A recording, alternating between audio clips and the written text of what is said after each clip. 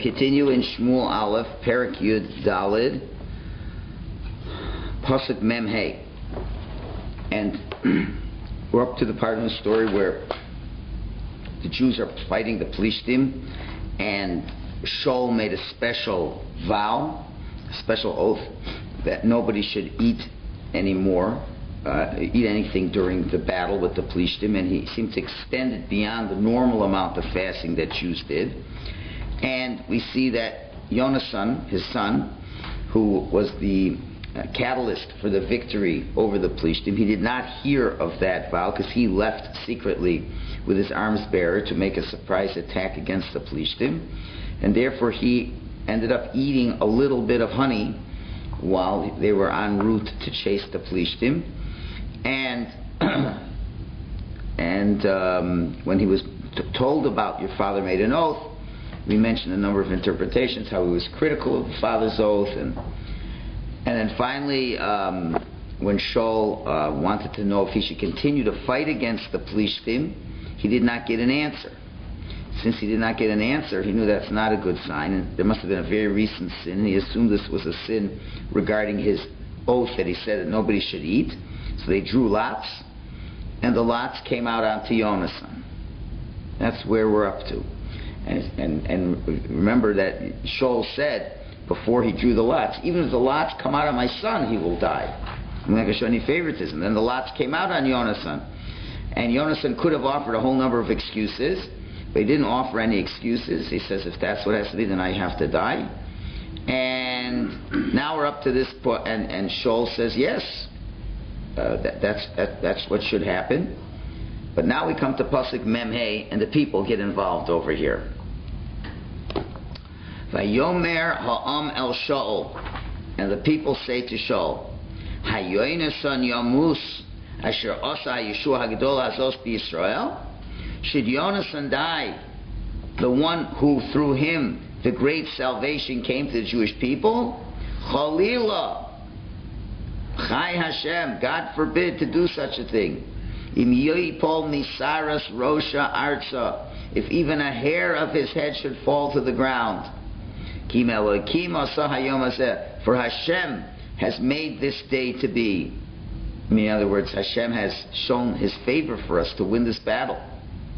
And as a result of this, Vayiftu ha'ames Yonasan, the people redeemed Yonasan, Thu May, and he did not die. Now, there's a lot to talk about in this pasuk over here. Lots going on over here. And so let's start with the simple interpretation over here. So the Malbim says like this, that they give two reasons why Yonasan should not die. Number one, even if he did sin, let's say he did sin, which they don't feel he did. Even if he did sin, but you see, through him came this great salvation. And certainly the people are going to, Bimoser Nefesh, are going to extend themselves for him, just like he extended himself for the Jews, who was willing to sacrifice his life. The people are not going to stand for this, that the person who through him, they win. Remember, they were going to surely lose this battle the way things looked. And because of him, things turned around in such a dramatic fashion. So there's no way the man who caused this great salvation should die. Number one, and God forbid the guy, you should say that he died, and that even one hair should fall to the ground, that he should die. Because more than this, because Hashem made the salvation, meaning to say, if people do averos, Hashem doesn't usually help you. So if he did such a big avera, why would Hashem be helping us? And you see, there was so much hashgacha, so much divine supervision that he helped us. So certainly, it has to be because he was a shogeg, he didn't know about it, and he didn't even eat bread, it was only a little bit of honey, and he didn't do anything maliciously over here. And therefore, there's no reason to punish him. So, okay. So then the only thing you could say is that, well, Hashem judges the tzaddikim much stricter than he judges the regular people. We have a rule that Hashem judges the tzaddikim kachut hasara, like a hair's thread. So very, very demanding is Hashem's justice with the tzaddikim. And so then it's only a sin according to his level that such a fellow, is so high standard that he should have not sinned. But still, but it wouldn't happen. That if to that degree that Hashem judges to such a high standard, then we wouldn't have been victorious. It was past the fact that he did it, past the victory, after the post-victory. Well, no, it was all in the middle, still in the middle. Even when he tasted it, they kept chasing after, and they were still winning. There wasn't a reversal at that point in time. So therefore, they're defending him over here. Now, what is very interesting is what you don't hear and what you don't see. Shul doesn't say anything. There's no argument. So, again, and commentators don't say anything about that, but that is very difficult to understand. Shul's the one who doesn't get the answer, and he making a big deal of let's find who the person who's wrong, even if it's my son Yonah's son. So they explain it to him, but it just seems odd that Shul is like he's not in that pasuk at all.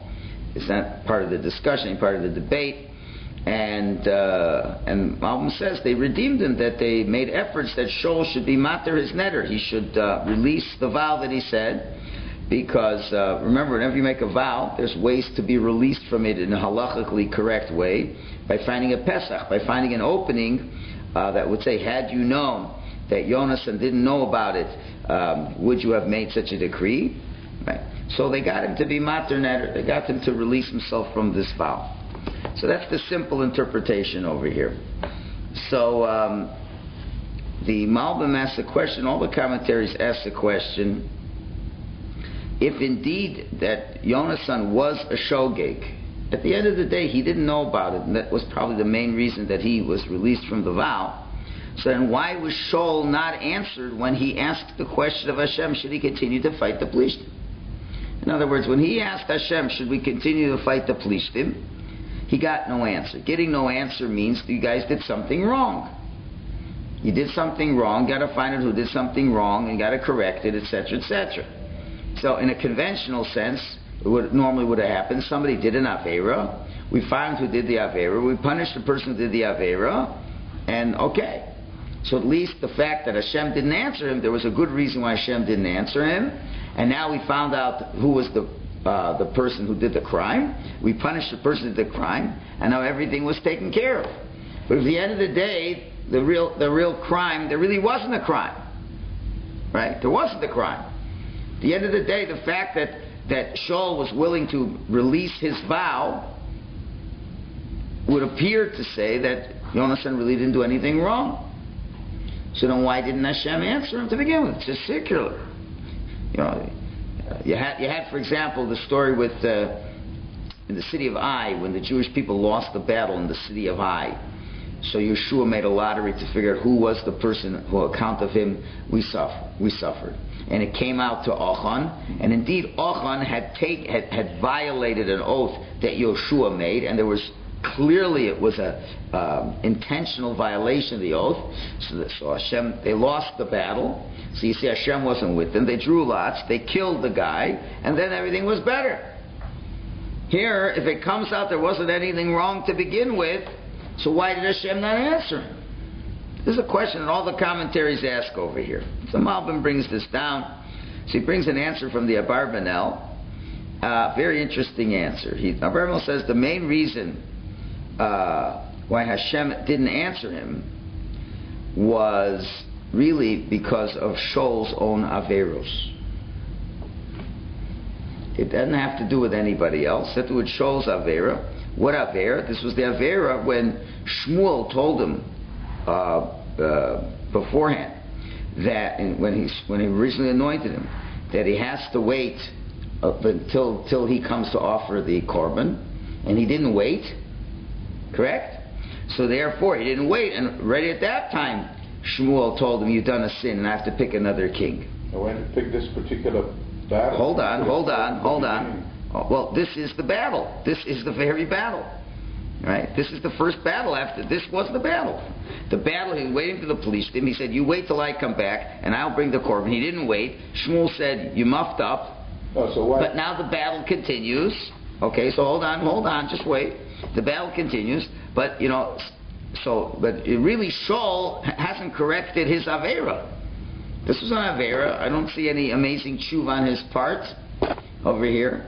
So now you're going to ask a question. Well, if that's the case, that's what you ask. So why did they win the battle at all? Exactly. The answer is, he didn't win the battle. It was Yona's son who won the battle. And it wasn't credited to Shaul winning it all. That explains why Hashem didn't answer, but it doesn't explain why Jonathan can be a shogeg on a situation that was really Shaul's Avera. No, okay, hold on. Let's finish this, and then we're going to give a few other interpretations. We'll answer your question. But what he's trying to show is that the real reason we asked why didn't Hashem answer him, and it appears that he didn't answer him because of Yona's son's shogeg, but that's not really so. He wasn't answered. He wasn't answered because it was a Shaul's own mistake. So I did a lot fall on him. Okay, well, hang on. Just give me a second. But the more important question first is just if he sinned, then why did they win the battle? That's right. That's the more. So to which the Malbim says, Barbanel says, is because they didn't win the battle because of Shaul. They won the battle because of Yonasan. Really, they should have lost that battle. That's what should have happened. Since Shaul made this error right before the battle, and Shmuel told him this was very bad, and Shmuel just leaves. You see, Shmuel has nothing to do with this battle. And usually the way it's supposed to be is that the king and the prophet working hand in hand together. And at the end of Perek Yud Gimel, Shmuel says, your kingdom isn't going to last anymore. And he gets up and he leaves. And goodbye. And he leaves him for whatever's going to be, man. You got to realize that's a very scary situation. The Navi's there. He anoints you. He's the one that gives you all the instructions. He says, "Wait for me before the battle." What would happen if Shaul would have waited? Shaul would have waited. Shmuel would have brought things. He says, "Now you're going to see what Hashem's going to do." And boom, thunder and lightning and who knows what. And Hashem's going to whip the pants off of the police. Shmuel says, "Forget it. You blew it. Goodbye." And now he's left with 600 soldiers in front of tens of thousands of police. He's finished. And now Yonasan, on his own, decides to gets a spirit of godliness over him, and as we explained the miracles, how Hashem confused the police based on what Yohaina's son did. Why did he deserve to have that? So, why did he not get wiped out? That's your story of I that you just gave us as the it's not consistent, right? Because what did Jonathan do to change the way this... First of all, Jonathan was a great tzaddik.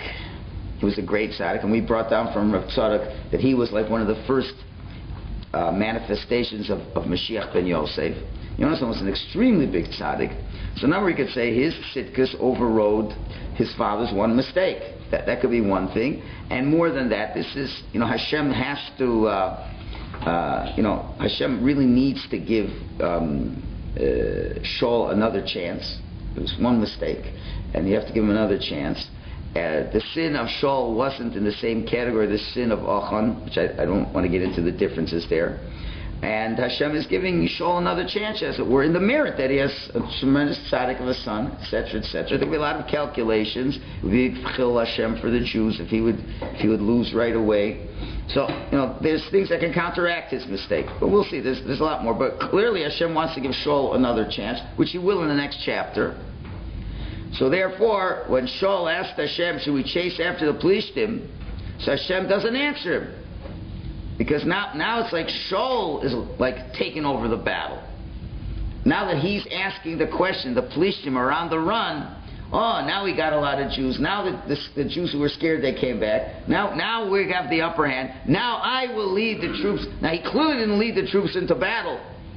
Clearly, they just find out that the Plishtim are killing themselves. So now they run after them. You don't have to be a genius to do that. But now they got him on the run. Now he says, okay. Now let's finish him off, and I will lead you. Hashem says, I don't want you to lead them in the battle. This is not your battle to win. And therefore Hashem doesn't answer him. But Shaul thinks it's because somebody ate. Right? So now he's saying, let's see who ate. That's the one who'll have to get punished. And he figures that's what he's looking for. Right? That's what he's saying. So he asked who was 108. Therefore Hashem answered him, so he'll know, Hashem's answering to know that I'm not angry because somebody ate. Because at the end of the day, what did they find out? The guy who ate, it wasn't his fault. You hear what's going on? It's very interesting. When a person makes a mistake and now something's not going right, you figure out why things aren't going right, and the last thing you're thinking of is that it's your own fault. So it's a double. So that's what so Hashem is trying to show him, that first of all, Hashem doesn't answer him to show him that it is his fault, A. B. So Shul figures, it can't be my fault. It's got to be somebody. Must be something that's just happened right now. Must be something that's just right now. So when just right now, someone must have eaten, because we did win the first part of the battle. So yeah, you won the first part of the battle because Yonasan was a great tzaddik. That's why you won the first part of the battle. He couldn't believe that he was his fault, because why would he have won the battle? The problem is he doesn't realize that he didn't win the battle. Yonasan won the battle. Once you make one mistake, you keep making mistakes. He doesn't think I didn't do anything wrong. It wasn't me. Because it was me, we would have lost. He thought we should get massacred. He's probably expecting a massacre. Then he would have said, it's my fault we got massacred and we all died. Finished. Now they win the battle. I guess it wasn't so bad. And you'll see this will all feed in. Just keep this in mind. This will all feed into the tremendous mistake he makes in the next paragraph. Tremendous mistake. But you can't make big mistakes until you have a few steps along the way to build up the mistake. Now, you got to think in your mind now. You got to think in Shaul's mind, the fact that they did not get massacred, okay? What do you think his conclusions are? I'm a great leader. What? He's a great leader. Well, he's a humble guy. I don't know if he would think that. But you know what he's thinking? He's going to think the prophet is not such a great prophet. Wow. The prophet walked away from me. He said, I've picked another kingdom from you. I'm picking a new king. Well, it would make sense. If you pick another king, then Shul should get wiped out right here and right now. This was the opportune time to get rid of him. He was outnumbered a gazillion to one. Like, it was not shy that he was going to win this one. He has 600 guys. How many did they say? 30,000 foot soldiers. They had the chariots and the horses and this and that and everything. And there's no way. And they were all scared. There's no way you could win. So Shmuel says, I'm sorry, I picked another. Your king will not last anymore. You didn't keep what Hashem wanted. He get up and he left. Can you imagine the prophet, the one who miracles happen to him? The prophet says, "That's it. I'm not with you. Goodbye." So what do you think? Shul's ready to say, "Okay, I'm going to die, but I'm the king. I have to die in battle. So be it. I will die in battle." All of a sudden, a miraculous thing happens. The Plishtim are going nuts. They're killing each other. Shul sees an opportunity. All of a sudden, he goes, all of a sudden, all the Jews join him and says, "Wow, an amazing victory." Okay, now you got to think for a minute. Let's look at the evidence on the ground here. The prophet says you're finished, and guess what happened? You're not finished. And let's add on to this a little bit. Let's add on to this. When Shmuel said to him, what did you do? Why didn't you what I said? Right? So he says, well, what do you want? You didn't come on time. He always had answers, Shul. He didn't say, oh, I'm sorry, I'm wrong. Right? Shul said, because I see the people spread out. You didn't come on time. The Plishtim ready to kill. So and he said, and did I fight yet? I didn't fight yet. I just brought the courtman. So he answered him back. He says, I have an answer for what you said. He wasn't repentant because he didn't think he did anything wrong. And Shmuel said, you acted foolishly. You didn't follow the mitzvahs of Hashem. And now Hashem's prepared another kingdom for you. Okay, so it's going back and forth. A person makes a mistake, the prophet criticizes you, but you have a lot of answers. And they weren't bad answers. They weren't bad answers. So then the prophet says, no. You did foolishly. Hashem's going to pick another king. So now what does that mean at this point in time? He thinks he's he's the prophet. So what's the prophet saying? The prophet's saying, I'm going to get wiped out. Right here and right now. What happened? He didn't get wiped out. So now what's Shul supposed to be thinking now? You know what? Shmuel was very critical of me. He was overly critical of me. And you know, the Torah does tell us about things about prophets who do make mistakes. And this prophet, you know, he's an old guy already, and I think he's losing it. He's losing it. You know, maybe it was his covet a little bit, or who knows what. That's what Shul. But if you're Shul, you expect to get wiped out. You didn't get wiped out. That means I wasn't wrong. The prophet was wrong. Oh, the prophet's wrong. You got to keep this in mind, because this is the only way he could make such a terrible mistake in the next part. When he tells us to wipe out Amalek, he doesn't wipe out Amalek. He doesn't listen to the prophet again. What's going on? Are you that stupid? You don't listen to the prophet twice? The answer is, he doesn't think he was correct in not listening to the prophet. And we'll share from Rabbi Tzadok that there is a time when you're not supposed to listen to a prophet. The prophet is a false prophet. We'll see. There's times where Hashem tests you. The prophet tells him you're not supposed to listen to him. So can we blame Shaul then? So I'm saying, we're going to say I can't give away the whole bag yet. I got to wait till the next parak. But at the end of the day, you still got to listen to the prophet. Now you got to understand. But Hashem makes the test. Rabbi Tzadok says, for a tzaddik, Hashem makes it a very big test. Just like Avram. Hashem says to Avram, go kill your son. Go kill your son. What are you talking about? Go kill my son. Hashem's a false prophet now. Right? I mean, can you imagine? Hashem says, kill your son? Hashem says, teach monotheism to the world, teach brotherly love, do all this thing, now go kill your son. What's going on? So that's the test. It's I think a big test. Right now I'm just trying to show you the steps that are bringing Shul to making this terrible mistake later. And it almost is reaffirmed in his own eyes when the lottery is drawn, and now he doesn't get answered. He figured it must be somebody to need. Right? But really he wasn't answered, because really, Shul, you didn't deserve to win this battle at all. But your son Yonasan is a big tzaddik, so because of his chus, they won the battle. He saved you. In other words, your kingdom was finished. But Yonasan didn't do any averis yet that he deserved to get wiped out. He was a big tzaddik. If Shul gets wiped out, Yonasan gets wiped out. The justice scales were not such that Yonasan deserved to die also. If there wasn't a Yonasan in the world, maybe he would have got wiped out right there. But Yonasan was an extremely big tzaddik, as we said. Such a big tzaddik like that. Why should he get killed with everybody else? So he kind of, you know, a child can bring a merit to a parent. So the child is bringing a merit to the parent. He said, you know what? He made the victory. So then, okay. So Shaul should have realized, thank God for Yonasan. He saved my neck. Instead, what is he saying? Well, it didn't get answered. It must be because of my oath that I made. Really, we won because of my big oath that I made. See how much of a tzaddik I am. And he was a big tzaddik.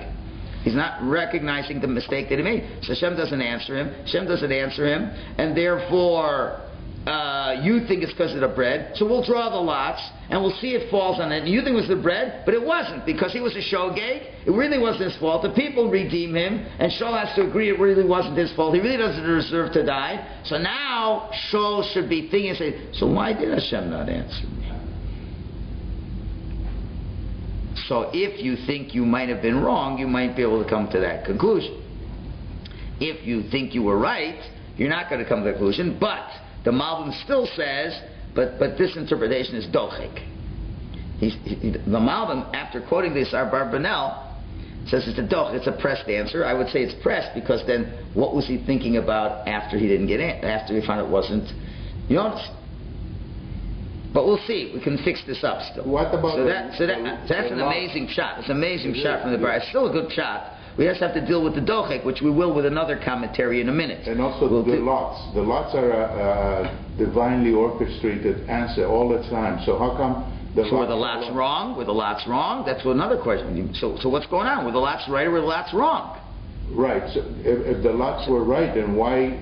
So you could say, well, it was right insofar as he went against Shaul's vow, his oath, but there was an excuse for that. But still, the question still remains, and that's the problem. The question still remains. So why didn't Hashem answer him? Yeah. But we'll see. But I would say we should still keep everything we said. We just have to add one more thing. We add one more thing, you'll see what it'll be. Now, the Malbim himself gives an answer like this. He says, such a tzaddik like Yonasan, that you saw the hashkacha was so close to him, I mean, Yonasan saw that Hashem did unbelievable miracles. He says, Hashoige kizadon. Unintentional is like intentional. For a tzaddik, Hashem, going back to what he said, for a tzaddik more, because after Hashem, after one of the guys said, hey, you know, your father made an oath. Right? At that point, what should Yonasan done, since he's such a big tzaddik? He should have gone to his father and said, Dad, please nullify the vow because I didn't know about it. But he didn't act that way. He acted a little bit uppity.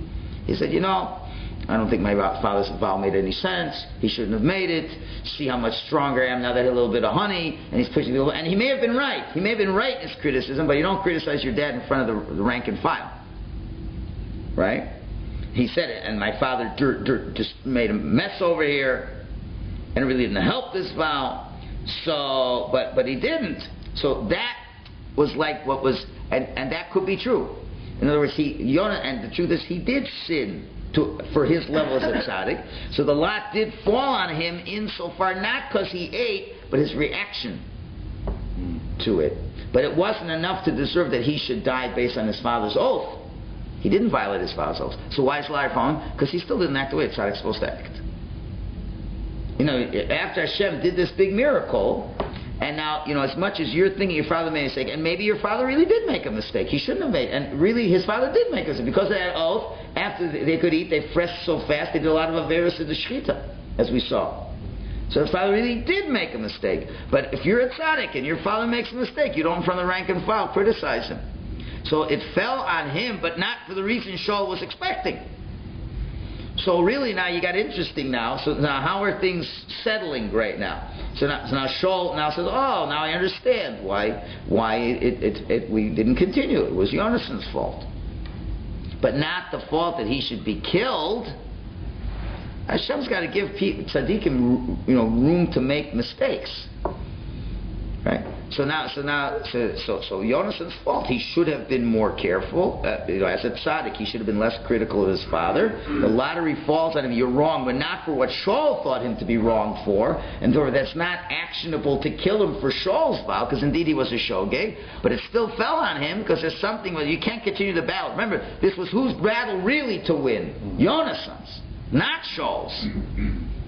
And therefore, to continue, you need Yonasan's merit. And Yonasan lost the merit at that point. The fact he was critical of father, he could have just said, oh yeah, I didn't know, I'm sorry, I'll go to my father, I'll annul it, I'm not going to eat anymore, this and that. But he really was encouraging a little bit of dissension amongst the truth, to be critical of the king, critical of his father. A little bit of his father's trait. Arrogance runs the family. I don't know if it's arrogance. I mean, this is very minute. This is, you know, it's not like arrogance, like typical arrogance here. You see things the way that, listen, I don't know if any of us could have done any better than Shul. I'm telling you again, if the prophet says you're finished, and the battle is such that you should be finished, and then you get a miraculous salvation, you've got to be questioning the Navi's veracity of his words. It says, when a Navi says something's going to happen, it has to happen. The Navi said, I'm picking another king, you're finished. And now Hashem does the biggest miracle, one of the biggest miracles in battle. So this is what happened to the prophet over here. And he said that was wrong, and he defended himself. Shul defended himself. He gave 3 explanations, and also says you were foolish, and now you're going to get wiped out. So I don't understand. If I was foolish, we're going to get wiped out. So why didn't I get wiped out? So what's the answer? The answer is, you know what? You know, not everything you think is, you know, perception is not reality. That's the biggest mistake people make. This falsehood that perception is reality. Perception is not reality. Not when you're dealing with Hashem. He says you're finished. He didn't say you're finished today. And that, what does that mean? You're finished, but you could always do tshuva. Remember the Gemara that said when Elisha ben Avuya went off the path of Yiddishkeit, and in the Gemara, and he became acher, and he became a sinner. He was a great rabbi. But then he saw the child get killed, and he said, how could Hashem allow that to happen?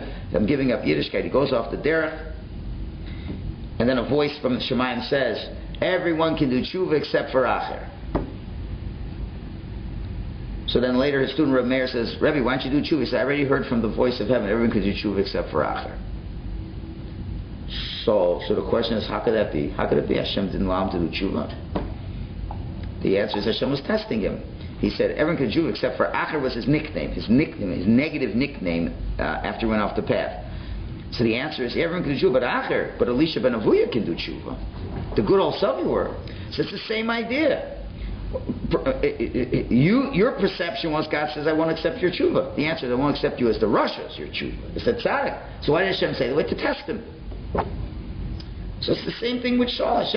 How do you test the tzaddik unless you give him incredibly overwhelming evidence to trick you? Otherwise, you have to go to Shaul. Shaul, why don't you go and fool around with a Zoyna? Just get out of here. Leave me alone. Why don't you you can only get a tzaddik to do an avera if he thinks it's a mitzvah. That's the only way you can get a tzaddik to do an avera. All the averas you see in the Torah, it's because they mamish thought they were doing a mitzvah. So Hashem has to craft the scenario to allow for such a perception that he's doing a mitzvah. So now, if after the prophet says you're doomed, and you weren't doomed, so the perception should be the prophet is not exactly a reliable prophet anymore.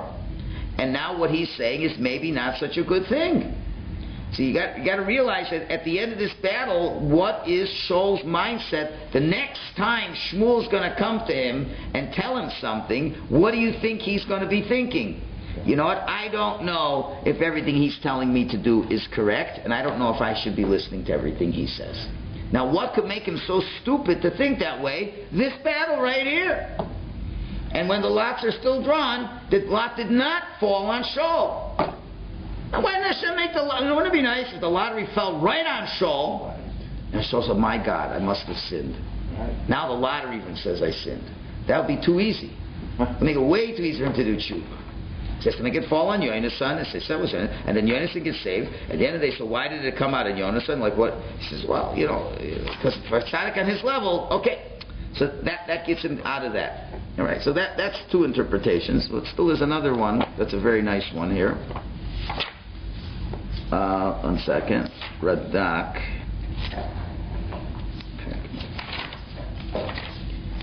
Next time I'm getting a Novi that's got the Malbim and the Meforshim on the same page. Alright, the Radak basically says the same thing as the Malbim. But the Musar Navim says like an amazing pshat. I believe it's the Musar Navim. Most text is an amazing pshat. And this was to be important for Shaul's sake. Musar Navim says, first he brings one shot that even a shogeg is considered a sin, and until you bring a korban, it needs to be dealt with. Even a shogeg is a sin. So shogeg is still a sin. You need to bring a sin offering, and it had to be brought to attention. You had to make a sin offering, and maybe he brought a sin offering, maybe not. But then he says something really nice. He says like this on this question. He says even though he didn't go against anything. Oh, wait, there's another pshat. 1 second. There's two pshatim over. I got to remember where is that one? Oh, here, I'm sorry. The Radak. Here, it's the Radak. The Radak says like this. Now let's think, what were the people thinking when they saw Yonasan eating the honey? Now remember, it's the masses. Not everybody are tzaddikim in the battlefield over here. People have heard the vow and see the son eating. And they even said to him, didn't you hear, your father said the vow not to eat. And what does he say? So he goes and says, well, I don't know if my father made the right thing, made this and that. And now things continue. What rumblings are obviously beginning to happen? Favoritism. Right? They say, what's going on over here? He's the son of the king. He transgressed the vow and he's not getting punished. Anybody else would have been punished. Now, obviously, the obvious answer is what? There's an obvious answer. Yonasan wasn't there. If anybody would bother to check out the facts, you'd find out. The first question is, how could it be that Yonasan didn't listen to what his father said? You'd find out very easily. Yonasan would say, I wasn't there. Now, the problem is, Yonasan himself didn't say that. Because he didn't want to come out to that. He said, I don't even think it was a correct vow. How can my father make such a vow? But the truth is, he was not there. So they did not know that he wasn't there at the time of the oath. So now, what does Hashem do? Unfortunately, the tendency of human beings are they would much rather convict people in their own minds than do the research to show that they haven't done anything wrong. We find this especially against leaders, because it always makes you feel better that the leader is not good, because it makes you good by definition. So obviously someone's going to research it, and they're going to go around talking around bad-mouthing Yonasan. So Hashem would not allow that to happen. Hashem would not allow that to happen, because that would be a big chil Hashem. So what does he do? He makes the lottery fall on Yonasan. And then the lottery falls on Yonasan, but now, like in every situation, there's always two camps. There's the camp that always likes to tear down the leaders, and the other camp that believes in the leaders. So there were certainly those who did know that Yonasan didn't know. They were aware that he didn't know. Certainly there were those who were aware they didn't know, and the others who weren't aware. The people that were working. It's like this in every communal situation. There are those who knows the truth and checked out the truth, and those who purposely don't want to know the truth. So therefore, when Shul wasn't there, so now Hashem says, I can't allow this to happen. I'm going to make everybody know the truth. So therefore, he has the lottery fall on Yonasan. Why? So that everyone will now know that Yonasan was unintentional, and to show there was no favoritism. Why? It falls because Shul first said, even if it comes on my son, I will kill him. And then it fell on his son, and Yonasan said, number one, so I should die. Yonasan said, okay, I'll die. And Shul says, you're going to die. So that's it, no more favoritism. It proved to everyone there's no favoritism, but then the people showed, no, we're not going to let him get killed, because it was through him, and he didn't know, and the salvation was through him, and now they're the ones who are forcing Shul to not kill him, and you go find a way to annul the vow. So now we end up the story that nobody can say anything negative about Yonasan. Right? So I think all the interpretations are correct. I don't have to say they're arguing with each other. They all fit in, you see. Now, when it's all said and done, Shul still thinks Shmuel the prophet did not prophesize correctly. I didn't do anything wrong, and everything's fine. But the real truth, when you'll put the pieces back together a couple of years from now, when you're going to be dying on the battlefield for your affairs, you're going to realize, no, it wasn't exactly this way. It really was, Yonasan was the one who won that battle. And Yonasan, it fell on Yonasan because either he did a personal affair on his own, or he did what? We want to prove that he was an honest fellow. That's a good explanation. Okay? Just leaves one last little point to finish all the loose ends. The Moshe Nevi'im adds one more point. And he answers the question a little bit differently. So he says, even though he really didn't transgress the Cherem, he brings a Gemara. The Torah tells us when the Jewish people fought the Amalekis, and Moshe sent Yeshua to fight Amalek the very first time they met. So it says they put stones under Moshe's hands to keep his hands resting. So he said, didn't Moshe have any pillows to use? He had to use stones to put his hands on stones. It's very uncomfortable. So Gemara says, since the Jews are in pain, Moshe says, I should also be in pain. My hands shouldn't be so good. If my Jews are suffering, I should suffer too. So we see, even and we could be one thing's for sure, if a tzaddik is around, it's not his fault that the Jews are being punished. But we're seeing that even a tzaddik has to take part in the pain of the congregation. That's clear. So here, the sin of Yonasan was that when all the people were suffering, because none of them had eaten, because they knew about the vow, so when he saw that nobody else was eating, even though he may have disagreed with the vow, but he saw that everybody was suffering, he says, oh, so I'll suffer with them too, I shouldn't eat either. He saw nobody was eating, so v'sepasi, you're eating. So when a tzaddik acts in a way that's not on the level of a tzaddik, that's called a chil Hashem. So therefore, that's what it fell on him. To say, you know what, if you saw everybody else was suffering, even though you may have disagreed or whatever, you should have suffered along with them. You shouldn't have had any of the honey. And therefore Hashem made the lottery fall on him, so that now said, you know, you did something wrong, but it's not something that you should die for. And here's the main point. The chil Hashem is what will people think. The chil Hashem is what's in the other people's eyes. So really he should have died. He should have died as a chil Hashem. Because but the answer is, but they all said, no, we have to save him. Because of him we lived. In other words, they're saying, we don't mind that he ate. If they say we don't mind that he ate, then it's no longer chil Hashem. And they didn't deserve to die. Okay.